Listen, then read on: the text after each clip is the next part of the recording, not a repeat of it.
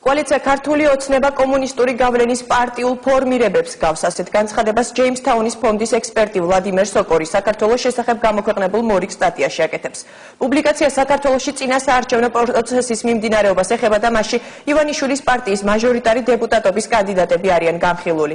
სოკორი მიიჩნევს, რომ ივანიშვილმა ერთგვარი ინვესტირება გააკეთა, როდესაც დეპუტატობის კანდიდატად ის არაპოლიტიკური წარსულის მქონე ადამიანები აერჩია, რომლებსაც წლების განმავლობაში აფინანსებდა.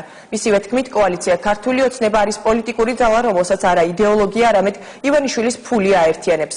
ამიტომ მთავარ როლს ოლიგარქისთვის მისი უახლოესი გარემოცვა თამაშობს.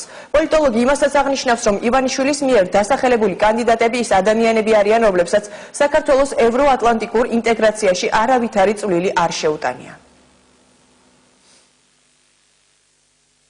გარკვეული თვალსაზრისით ქართული ოცნება მაგონებს კომუნისტების მიერ მეორე მსოფლიო ომის შემდეგ ჩამოყალიბებულ კოალიციებს, რომლებიც ყალბი